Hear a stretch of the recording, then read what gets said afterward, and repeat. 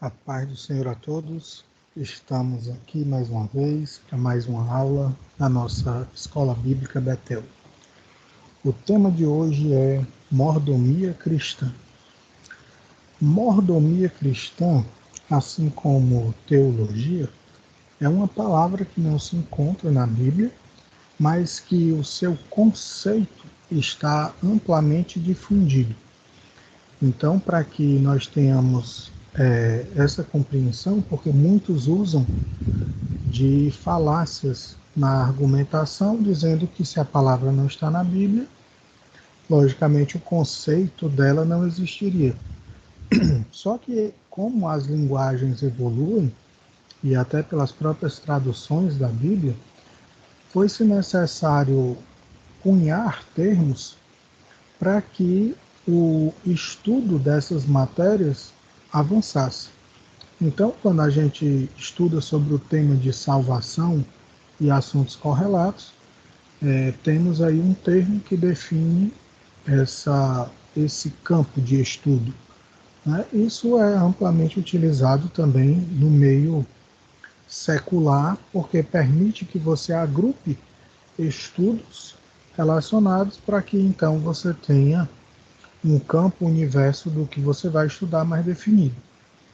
Então é importante a gente salientar isso, porque às vezes a pessoa pode entender ou pensar que é uma criação de uma determinada denominação, uma igreja em particular, mas que na realidade não, é um ensino que a Bíblia nos traz, que foi agrupado dessa forma.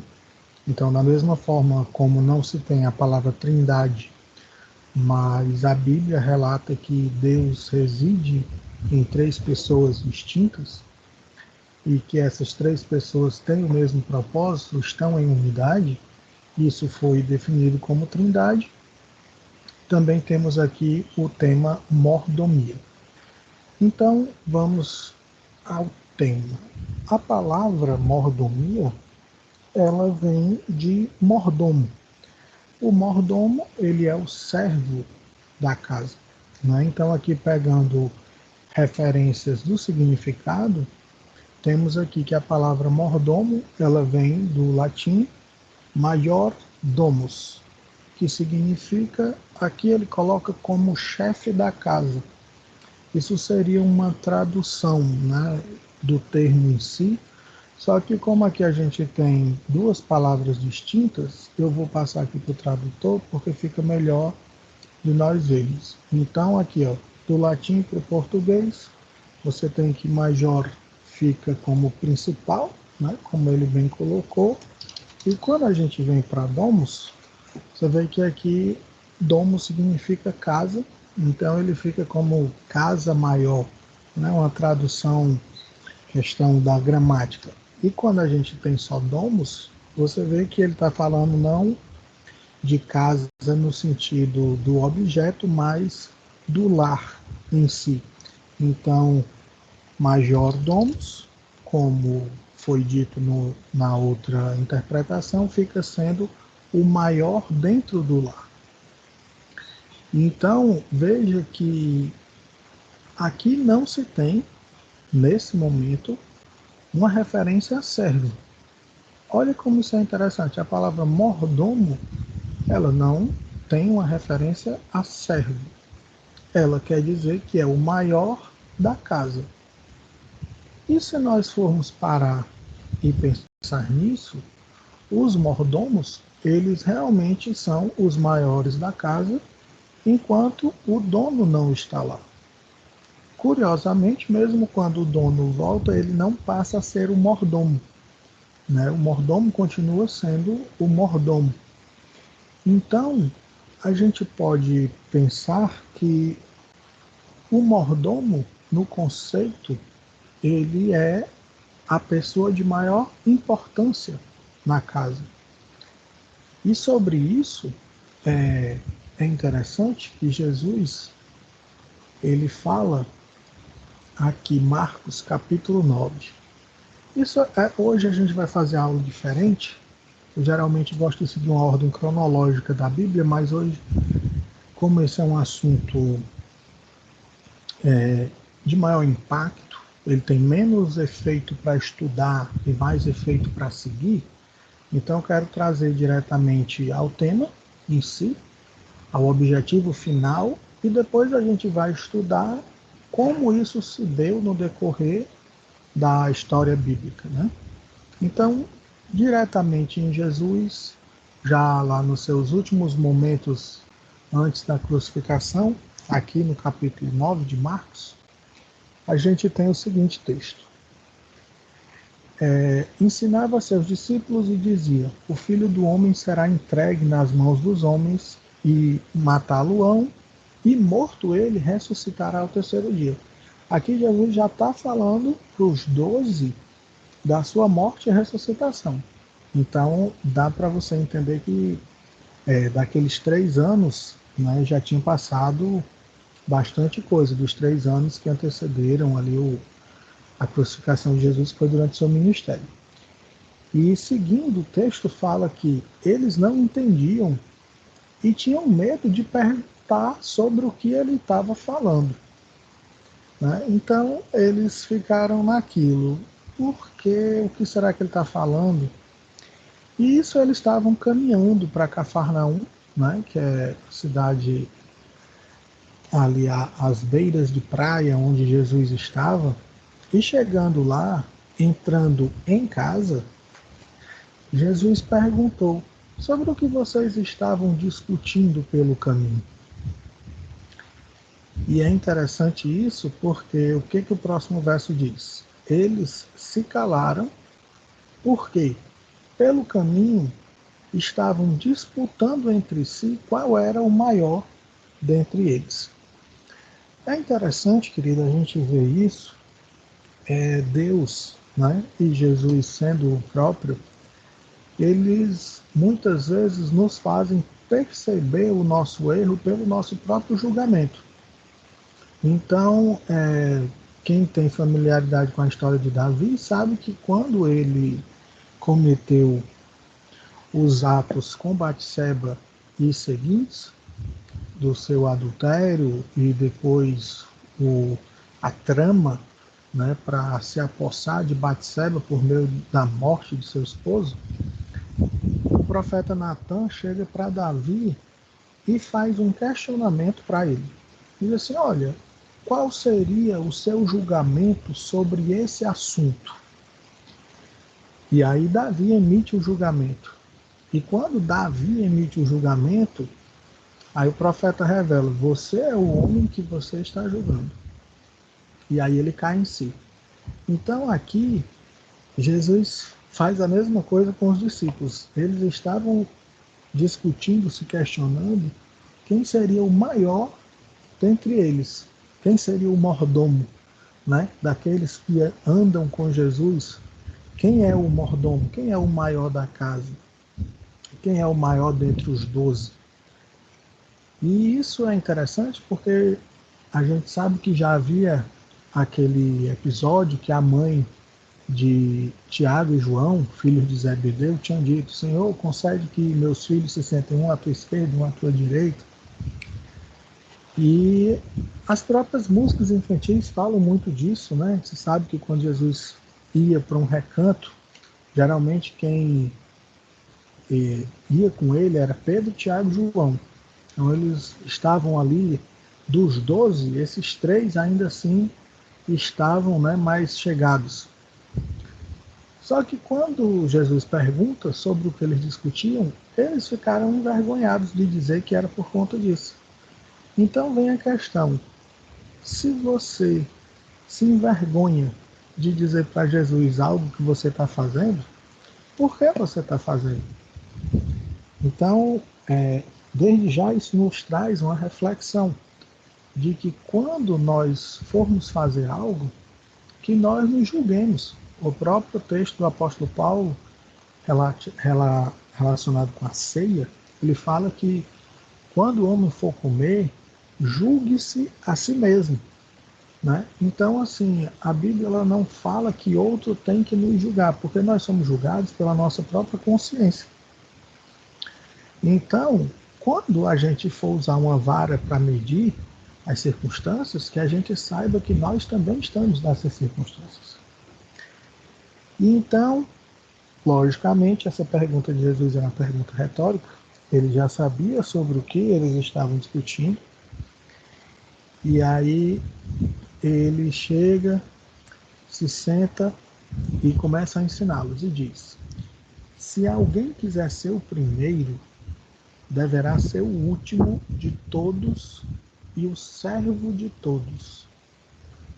E aí ele chama uma criança, coloca ali no meio deles e diz assim: qualquer que receber um destes meninos em meu nome,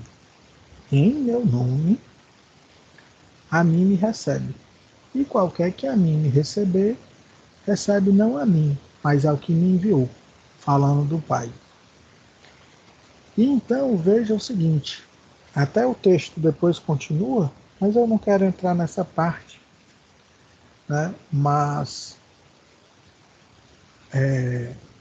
fala de João, que repreendia uma pessoa que estava expulsando demônios em nome de Jesus. E ali eles têm um bate-boca porque essa pessoa estava expulsando demônios em nome de Jesus, mas não estava andando com Jesus, não estava seguindo Jesus junto com os demais discípulos. Só que aí a gente vem no seguinte, vamos agora para o outro texto falando dessa mesma história. João, capítulo 13, a partir do verso 4. Aí ele fala o seguinte: após a ceia, quer dizer, eles estavam lá naquele momento e vem a ceia. Quando Jesus ceia com os discípulos, ele tira as vestes, pega uma toalha, cinge-se, coloca água na bacia e vai lavar os pés dos discípulos. E aí o texto aqui, né, no capítulo 13, vai dizer que Pedro rebate e diz: Senhor, tu não pode lavar meus pés, porque isso é uma tarefa do menor dos servos. Né? Era comum que, por exemplo, nas escolas dos profetas ou em outros ajuntamentos, sempre aquele que é mais novato, ele pega essas tarefas mais baixas, né? Por assim dizer, assim como era esse o de lavar os pés. Então, sempre que havia uma viagem, quando as pessoas iriam lavar os pés, era sempre o menor servo que fazia isso, ou o mais jovem. E Jesus ali se prontifica a fazer isso e Pedro redargue com ele. Né? E aí, nunca vai lavar meus pés e etc.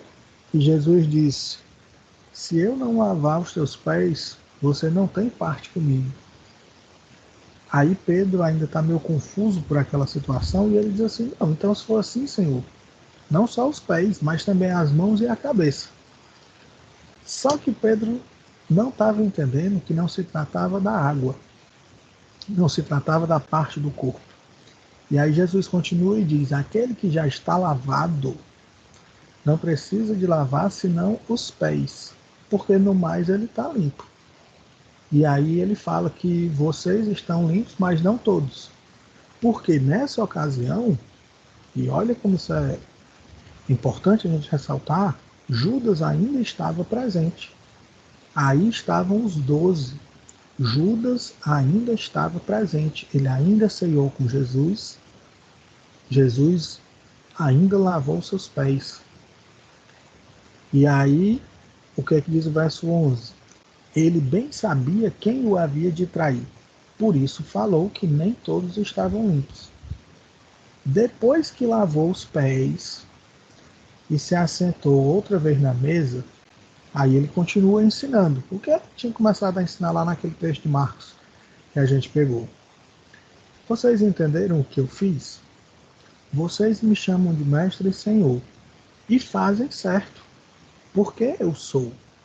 Ora, se eu, sendo mestre e senhor, vos lavei os pés, vós também deveis lavar os pés uns aos outros. Veja que aqui Jesus ele não diz que um deve lavar os pés dos demais, mas que cada um deles deve se prontificar a lavar os pés de todos os outros, ou seja, fazendo-se o menor. E aí continua dizendo, porque eu dei exemplo para que, como eu fiz, vós também façam. Na verdade, eu digo que o servo não é maior do que o seu senhor, e nem o enviado maior do que aquele que o enviou. E aí ele fala que, sabendo dessas coisas, eles são bem-aventurados se as fizerem. Não é o saber, é o fazer. Por isso que eu falei que, tipo, esse assunto, ele tem pouco a ser ensinado, muito a ser feito. Desculpa. E aí ele fala o seguinte: não falo de todos vós. Eu sei os que eu tenho escolhido, mas para que se cumpra a escritura. O que come pão comigo levantou contra mim o seu calcanhar. Ou seja, que ele já está adentrando na questão da traição, falando especificamente a Judas. Mas veja que até esse momento, Judas ainda estava com Jesus. E aqui ele segue o capítulo 13, mas eu vou pular um pouco, vamos direto para o verso 30. E aqui, quando estamos lá no verso 30, Judas recebe o bocado molhado e dali ele sai. E aí Jesus, mais uma vez, fala para os 12, né? Aqui o ponto interessante, eu coloquei o 30 só para a gente ver que está na mesma sequência. Então Jesus dá o bocado molhado a Judas e ele sai porque ele ia preparar a cilada para Jesus. E então Jesus, já sabendo do momento, diz que agora é glorificado o Filho do Homem e Deus é glorificado nele. E falando, ele continua e diz: filhinhos, ainda um pouco estarei convosco. E aí fala que, em certo momento, eles vão buscá-lo, mas não vão poder encontrá-lo, mas que depois ele voltará, e por isso está dizendo novamente. Aí vem a parte interessante sobre a mordomia, o verso 34. Um novo mandamento vos dou, que vos ameis uns aos outros, como eu vos amei a vós, que também uns aos outros vos amei. Nisto todos conhecerão que sois meus discípulos, se vos amardes uns aos outros. Então veja que aqui, nesse texto, na história, no contexto, Jesus está falando de um propósito de amor e que esse amor é demonstrado no serviço. Então ele fala que quando nós amamos uns aos outros como Jesus nos amou, nós nos esvaziamos de nós mesmos e nos dispomos a servir como o menor para os nossos irmãos. Mesmo aqueles, e principalmente talvez, aqueles de quem não temos afinidade ou mesmo que sabemos não estar de acordo com a crença. Então, assim, veja que Jesus já sabia que Judas haveria de traí-lo. Se a gente for ler as cartas de João, a gente vai ver que ele também sempre suspeitou de Judas. Ele, inclusive, o chama de ladrão, diz que por isso ele gostava de ficar com a bolsa, né? E então a bolsa que carregava os valores. Mas mesmo desse, Jesus lavou os pés. E ele fala que é quando fazemos isso que nós somos vistos por todos como discípulos de Jesus, porque estamos praticando o amor. Então muitas pessoas têm a ideia, até pela tradução da palavra, de que o amor ele é um sentimento que você tem que sentir. Só que na realidade o amor ele é algo que você tem que fazer.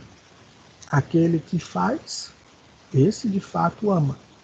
Tem inclusive o texto de Tiago que se aplica paralelamente a isso, que ele fala: você tem fé? Eu tenho obras. Você por acaso consegue me mostrar a sua fé sem obras?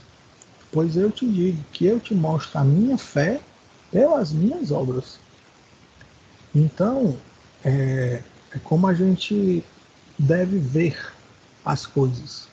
A gente tem que amar a Deus com todo o entendimento e também com o nosso corpo, né? Com a nossa alma, com o nosso espírito e com o nosso corpo. E o nosso corpo ele vai ter atitudes de servo. Então, da mesma forma que, inclusive, João relata no capítulo 1, ele diz que Jesus estava com Deus e era Deus, e se esvaziou da sua glória e nasceu como unigênito do Pai, habitou entre nós como um homem qualquer.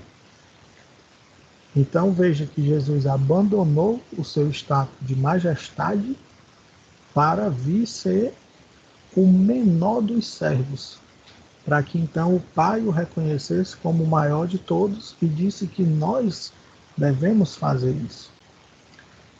Esse é o conceito de mordomia.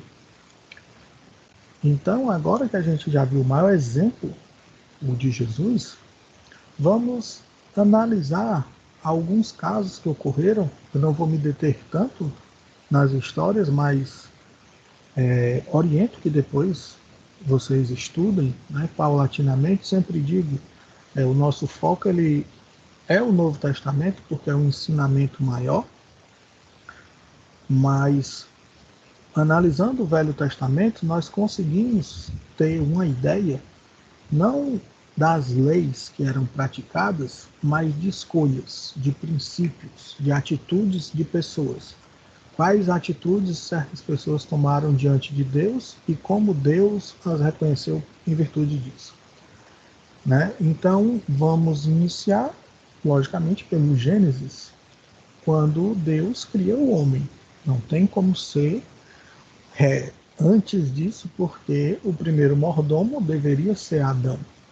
Então, aqui no capítulo 2, fala que Deus forma o homem do pó da terra, sopra o fôlego em suas narinas e ele passa a ser alma vivente. E aí o texto fala que Jesus constrói o jardim do Éden, plantou o Senhor Deus um jardim no Éden e pôs ali o homem que tinha formado. Isso é o verso 8. Agora é interessante que depois ele fala especificamente para que ele colocou o homem lá, no verso 15.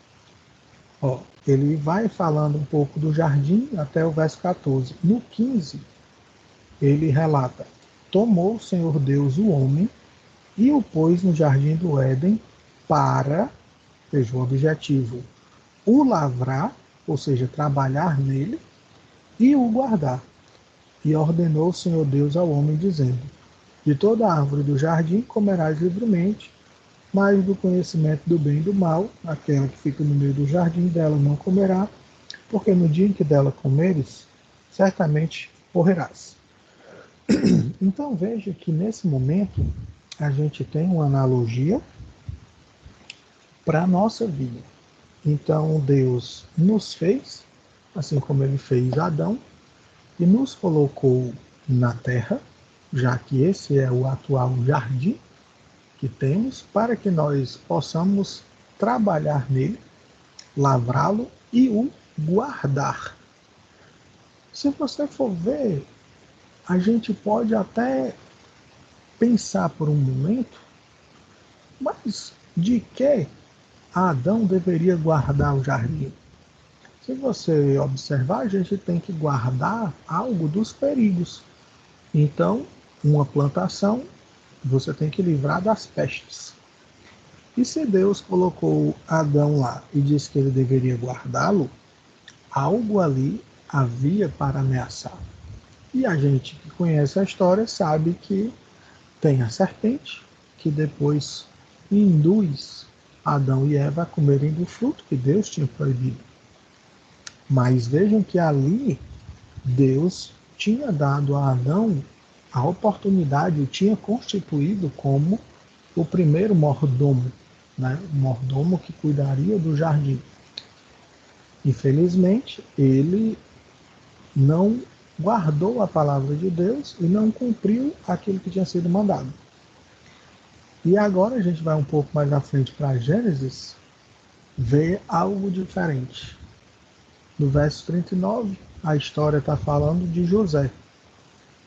E também a história pode ser familiar para alguns. Seus irmãos, por ciúmes, haviam espancado, o vendido como escravo para o Egito. Ele foi comprado por Potifar, um oficial de Faraó, e esse oficial o levou para casa para ser seu servo. E vejam que o texto bíblico fala que Deus estava com José, e foi José um homem próspero e estava na casa de seu senhor egípcio.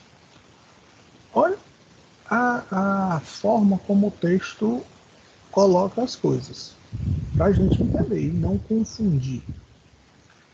José foi arrancado de sua casa, açoitado por seus irmãos, lançado num buraco, depois vendido como escravo. Ele continuou escravo, ele tinha sido comprado no Egito, ainda era escravo, e diga-se de passagem, nesse momento ele era o menor escravo da casa, porque ele tinha acabado de ser comprado. Só que a Bíblia fala que o Senhor estava com José. Então veja que o fato de Deus estar com alguém não significa necessariamente que Deus vai tirá-lo daquela circunstância naquele momento. Porque muitas vezes esses momentos são os que forjam o caráter e é onde Deus tem a oportunidade de aprovar os seus servos, depois de serem provados, né? Então o próprio Tiago, ele fala no seu livro também, na sua carta mais especificamente, que o obreiro, depois de ser provado, tendo sido achado aprovado, receberá a coroa da vitória. E isso tem se mostrado verdadeiro desde o princípio, por isso que eu fui para o Gênesis. Porque caso Adão tivesse permanecido fiel a Deus, em algum momento ele teria sido dado a comer do fruto do conhecimento, penso eu, talvez, porque chegaria um tempo em que ele poderia conhecer sobre aquilo e teria maturidade para tratar aquele conhecimento, mas ainda que não, ele teria comido do fruto da árvore da vida, e esse é o mais importante. Só que diferente de Adão, José servia a Deus, servindo ao seu Senhor. E isso fica notório, por quê? Por isso que eu falei primeiro do texto de Jesus. E Jesus disse que quando nós servimos uns aos outros, todos verão que somos seus discípulos. No verso 3, o que fala? Vendo, pois, o seu Senhor, que o Senhor Deus estava com ele, e tudo o que fazia o Senhor prosperava em sua mão, José achou graça em seus olhos, e ele o colocou sobre a sua casa e entregou na sua mão tudo o que tinha. É interessante a gente perceber, novamente, esse Potifar, ele era um oficial de Faraó, egípcio.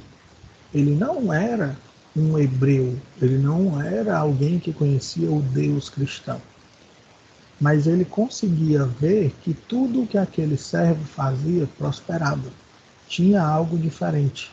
E a Bíblia fala que era de tal forma que o oficial percebeu que havia algo superior com ele. Ao menos é isso que a Bíblia fala. Ele percebeu que o Senhor estava com ele e tudo que fazia o Senhor prosperava.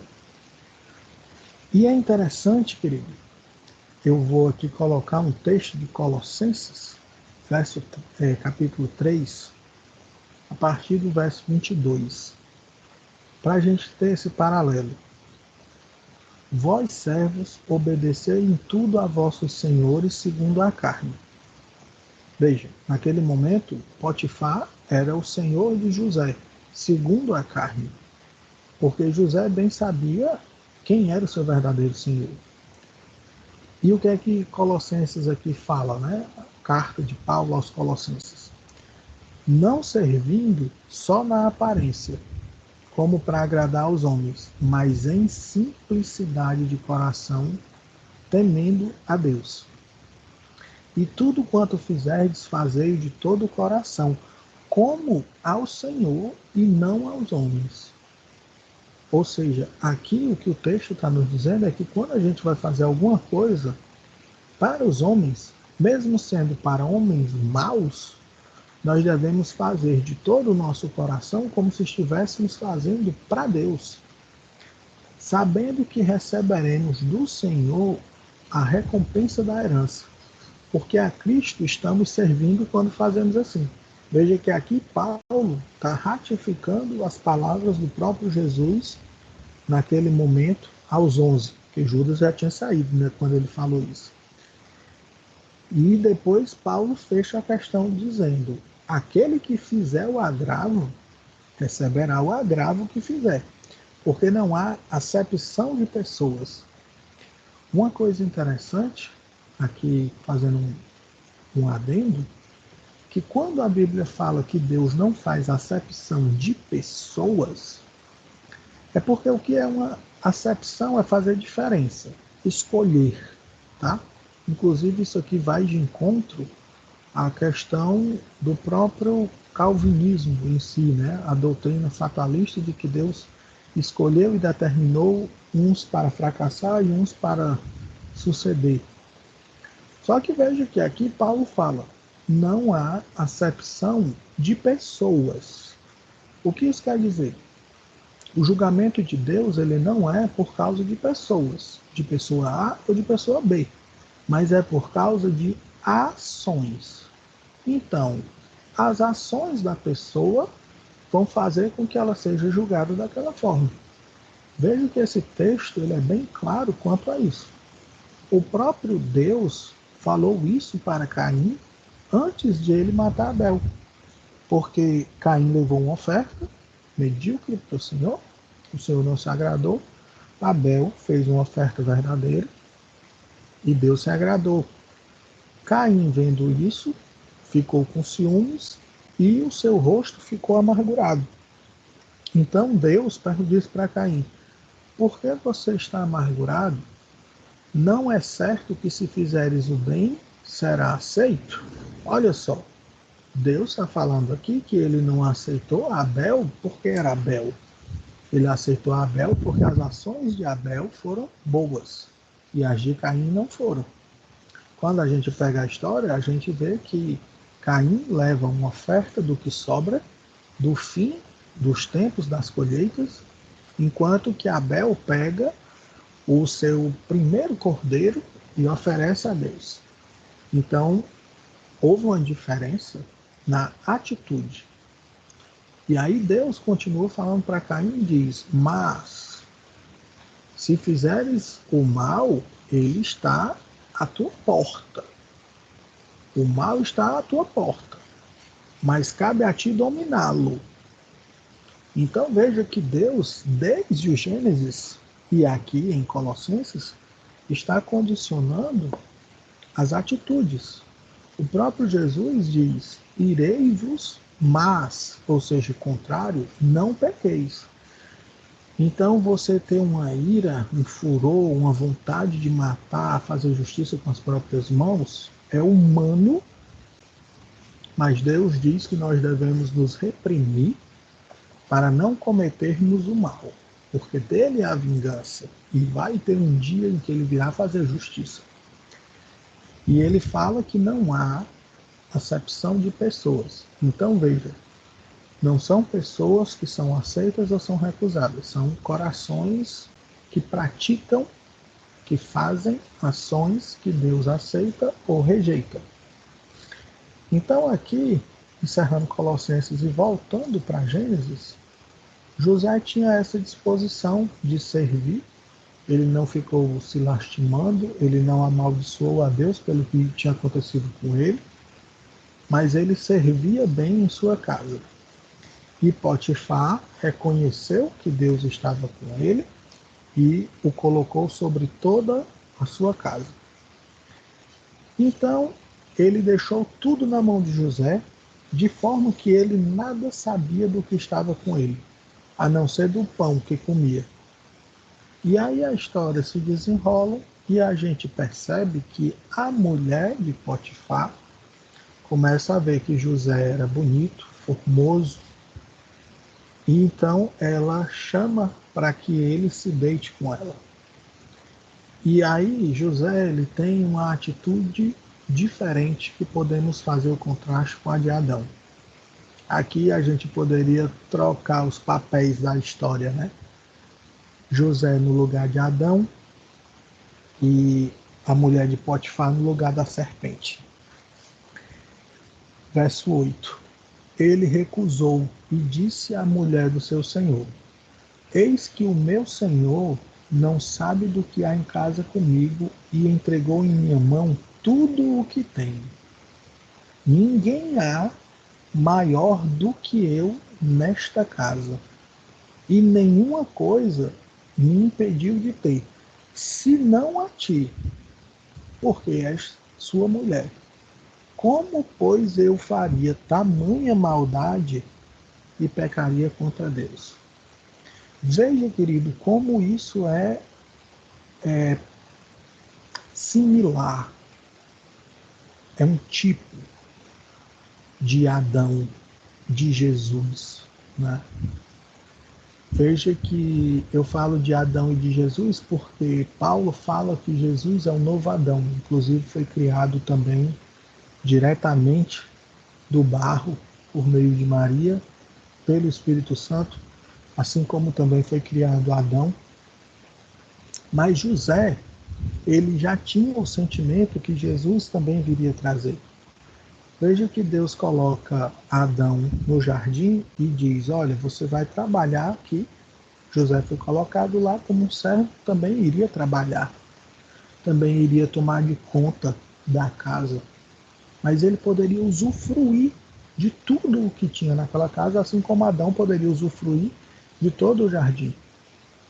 Sempre que eu falo sobre esse tema, inclusive, eu sempre ressalto: Deus proibiu a Adão de comer da árvore do conhecimento do bem e do mal, mas ele não proibiu de comer da árvore da vida eterna. E a árvore da vida eterna estava lá, porque depois que ele come, o Senhor o expulsa de lá dizendo: vamos expulsá-lo para que ele não tome também do fruto da árvore da vida. Então veja que ele poderia ter comido da árvore da vida e ter desfrutado de algo ainda melhor, mas escolheu se rebelar contra Deus. E aqui José está fazendo o contrário. Aqui José está tendo a mesma oportunidade. Ele poderia pensar: vou me deitar com essa mulher e eu serei igual ao meu senhor. Porque além de eu ter tudo da casa dele, eu inclusive terei a mulher dele. E por que eu estou dizendo que ele poderia ter esse pensamento? Porque quando Davi pecou e foi castigado, e também devido à sua paternidade falha, os seus filhos se deitaram com suas mulheres e concubinas e disseram que agora eles eram iguais a Davi. Então veja que existe uma diferença do coração e das ações. Então José recusa, ele se coloca como um mordomo, reconhecendo que ele é um mordomo e que o seu senhor ainda permanece seu senhor. A gente até poderia fazer ainda mais um paralelo com Lúcifer, né? No livro do profeta fala que ele era um querubim ungido, vindo da luz, filho da luz, mas que se ensoberbeceu por conta daquilo que foi lhe entregue e disse: me assentarei na cadeira de Deus. Então, veja que o próprio Jesus disse que O servo não é maior do que o seu senhor, e nem aquele que é enviado é maior do que o que o enviou. Então a gente sempre tem que ter, querido, essa mentalidade. Isso é mordomia. É você saber que você pode conquistar todo o mundo. Não há problema nenhum nisso. Não há problema nenhum. Desde que você sempre esteja cumprindo a vontade do seu Senhor. Desde que você sempre esteja praticando a mordomia. Desde que você lembre que, apesar de você conquistar essas coisas com o fruto do seu trabalho, tudo vem dele e deve ser para ele. Então, novamente, se a gente observar, assim como Adão foi colocado no jardim nu inicialmente, e José foi vendido para o Egito nu, sem nada, e eles foram colocados em lugares de honra, onde eles poderiam aproveitar de coisas que eles não construíram. Assim também acontece conosco. Nós somos trazidos ao mundo e recebemos um ofício de trabalhar para Deus. Ele nos dá ferramentas, nos capacita, e o que ele pede é que nós compartilhemos ou utilizemos os frutos do nosso trabalho para ele, para o que ele julga justo e que nos ensina e que inclusive nos permite usufruir. Né? Então, assim, a gente tem diversos exemplos na Bíblia. Eu não vou citar todos, porque, como eu disse, mordomia, o conceito é muito simples.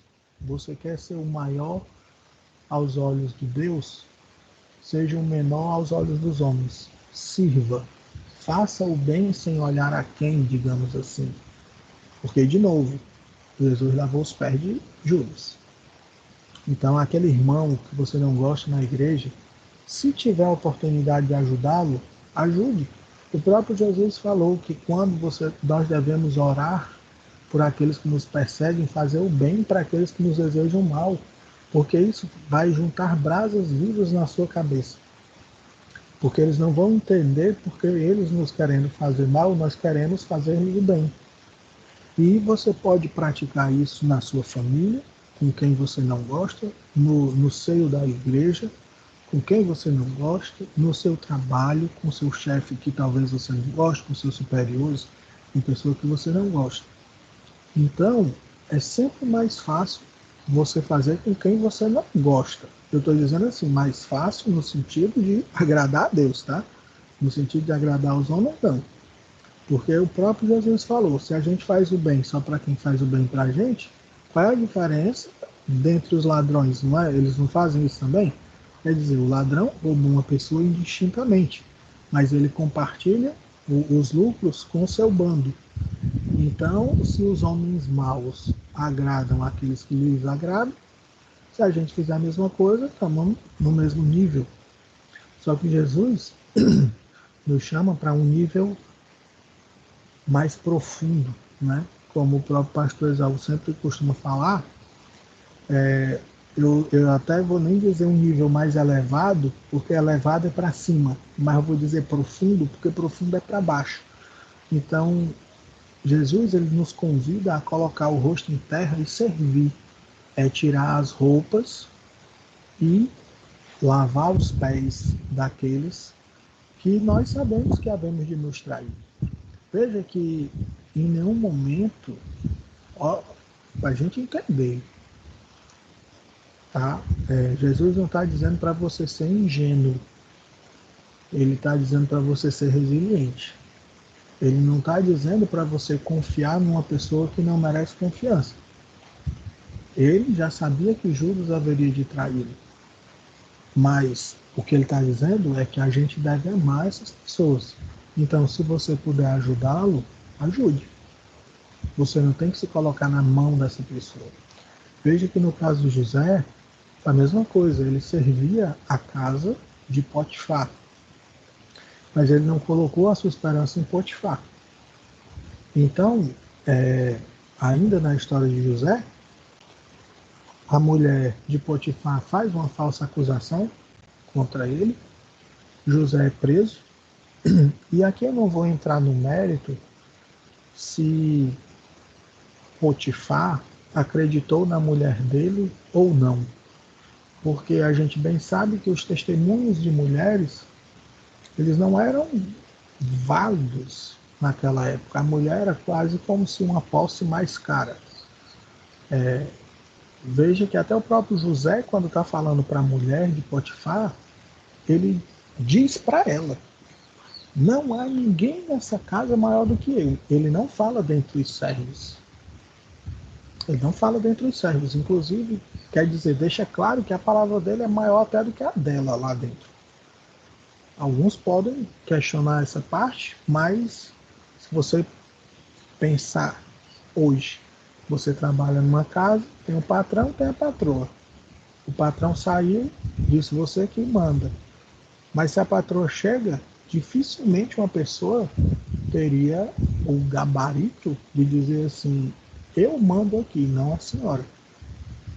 Veja que é uma situação complicada, mas naquela época, naquele contexto, basicamente era o que José estava dizendo para ela. E as penas de adultério geralmente era a morte. Só que José ele vai preso. E olha que a gente aqui está falando de um oficial do faraó. Então ele tinha autoridade e conexões para que acelerasse a pena, desse até um castigo mais severo. Mas isso nos faz pensar se ele realmente não simplesmente ficou confrontado pela situação e decidiu livrar-se de um problema, como aconteceu com Pilatos. Olha, eu lavo minhas mãos, acho que ele é inocente, não vejo culpa nele, mas vocês querem crucificar? Então é como se Pilatos tivesse, ou se Potifar estivesse fazendo a mesma coisa que Pilatos. Ele sabia que José era inocente, aqui tá, eu estou conjecturando, a Bíblia não fala, mas se você pegar as consequências, nos dá a entender isso. E então José vai preso, e quando José vai preso, ele fica bem tratado e ele começa a cuidar do carcereiro e da prisão. E aí o que acontece agora? O carcereiro coloca a prisão aos cuidados de José, da mesma forma que Potifar tinha feito com sua casa. E a história segue, e José revela os sonhos, e depois é levado à presença de Faraó. E agora Faraó coloca todo o Egito, a maior potência da época, sobre os cuidados de José.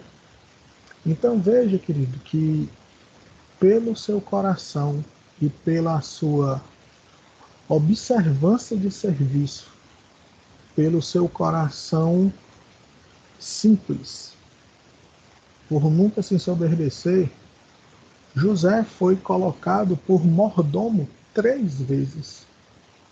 Primeiro como na casa de Potifar, depois na prisão e depois sobre todo o Egito. E veja que Potifar ainda era oficial do faraó nessa época, tá? Então, José foi colocado num posto que ele era maior do que o próprio Potifar. Porque quando o faraó assim o colocou como governador do Egito, ele colocou um anel em seu dedo e a única pessoa que conseguiria desmanchar uma ordem de José era o próprio faraó. Então essa é a mordomia que Deus espera de nós.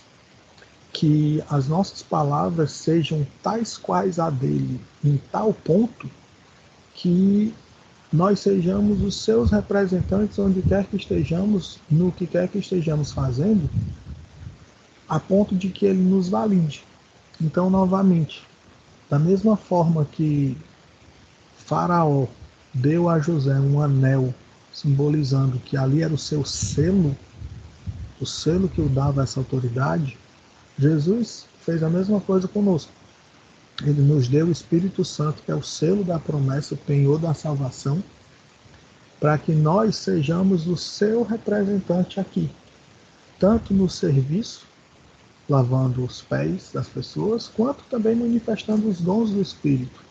Se você for ver lá em Coríntios, e também em Efésios, quando fala sobre esses dons, veja que tanto os dons ministeriais, né, você ser um pastor, você ser um profeta, um apóstolo, isso foi feito para serviço do crescimento da obra de Deus, para trabalhar dons ministeriais. Assim como também os dons espirituais, eles são feitos para aprimoramento dos santos da igreja. Então veja que tudo que Deus dá são ferramentas para a gente trabalhar e não para nos engrandecermos. E ainda diz mais que se quisermos ser grandes, que devemos trabalhar como se fôssemos os menores. Então essa é a reflexão. E aí, só para fecharmos aqui só as últimas considerações, em Efésios capítulo 2, veja que a gente tem que fazer uma diferença entre sermos salvos e as nossas obras depois de sermos salvos. Então, o capítulo 2 de Efésios, ele vai falar o seguinte, que nós fomos ressuscitados com Cristo enquanto ainda éramos pecadores, porque cremos em Cristo. E nós somos salvos pela graça, por meio da fé. Não é por causa de obras, para que ninguém se glorie. Nós não nos salvamos, nós fomos salvos. Agora, porque nós fomos salvos, aí sim nós iremos trabalhar. Veja que na parábola dos talentos, que são as últimas duas passagens que eu coloquei aqui, o Senhor vai viajar e ele dá a cada servo moedas, né, que naquela época se chamavam talentos, mas poderiam ser dólares aqui, ou euros. E ele joga na sua mão o dinheiro. Ele não diz o que você deve fazer com o dinheiro. Ele confia em você. Então, dessa mesma forma, sobre esse conceito de mordomia, nós recebemos bens em nossas mãos, mas que eles não vão se multiplicar sozinhos.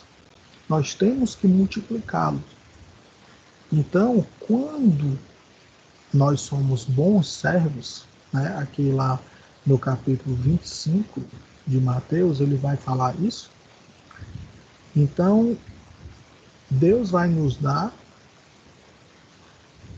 ferramentas e condições para que nós possamos trabalhar e multiplicar aquilo que ele já nos deu para ele, mas que nós também seremos beneficiados por isso. Então, se você vê a parábola dos talentos, que está aqui nesse capítulo, você vê que ele compartilha os talentos que tinha e que os seus servos vão trabalhar, multiplicam os seus talentos. Quando o seu senhor volta, eles dizem, está aqui o que tu me deste e o que eu fiz com ele. Então, isso é uma prestação de contas. Então, o versículo que o pastor sempre cita é de que quando chegar o grande dia, nós havemos de prestar contas daquilo que fizemos de bom e de mal com nossos corpos. E que nós possamos ser encontrados como servos fiéis, que pegamos os talentos e multiplicamos, e que fomos achados como mordomos diante de Deus, que entendemos que estamos aqui nessa terra para trabalhar para Ele, trabalhar para os nossos irmãos, sermos os menores, e que fazendo isso, Ele nos engrandecerá, acharemos graça diante dele, e Ele nos recompensará abundantemente, tanto nesta vida quanto na outra. Aí também, para fechar, um equívoco que muitas pessoas têm de achar que a recompensa ela virá somente na glória. Mas existem diversas passagens na Bíblia em que Deus fala que o obreiro é digno do seu salário. Então, se eu estou trabalhando nessa terra, por mais que eu esteja trabalhando aos homens, mas eu estou considerando que fazendo o meu melhor, como se esses meus senhores fossem o meu Senhor eterno, de fato estou trabalhando para Ele, o meu salário virá dele. Ele irá me recompensar. Mostrei o exemplo de José por diversas vezes e tantos outros há. A própria palavra em Hebreus, ela fala que aqui na terra são os homens que recebem ofertas e dízimos, mas que eles recebem em nome de Deus e que Deus vê aqueles que estão entregando. Então, a gente tem esse paralelo.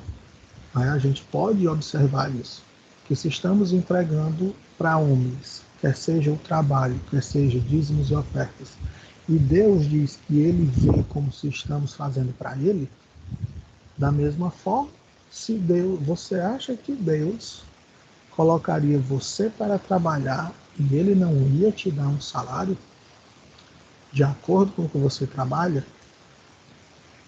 Lembre-se, né, aqui da parábola que ele chamou, saiu para chamar pessoas para trabalhar em sua vinha e disse: vem trabalhar na minha vinha e eu te darei esse salário. Mesmo os que chegaram por último, Deus deu o salário prometido. Então, querido, nós temos esse salário prometido, o salário das nossas obras.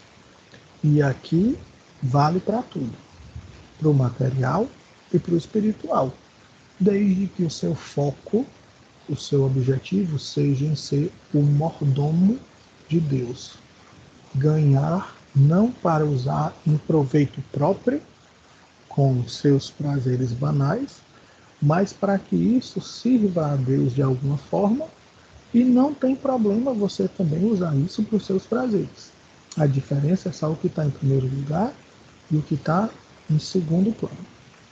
Então, essa é a doutrina da mordomia. Espero que tenhamos tido proveito com relação a isso, que possamos ser transformados com esse conhecimento. Como eu disse, é uma coisa mais prática do que teórica, mas tem exemplos da Bíblia de capa a capa. O próprio apóstolo Paulo, né, já que a gente está falando aí de capa a capa, né, o próprio apóstolo Paulo, quando ele ia falar do seu ministério como apostolado, o que ele diz era de que se ele tinha que se gloriar de alguma coisa, se gloriaria da sua fraqueza, mas que ele havia trabalhado muito mais do que todos os demais apóstolos, por causa da sua fidelidade a Deus. Porque nas próprias palavras de Paulo, o viver é Cristo. Ou seja, se eu estou vivendo, eu tenho que pensar sempre em estar fazendo algo para Cristo, para que quando eu morra, isso seja lucro. Porque quem morre com Cristo vai lucrar.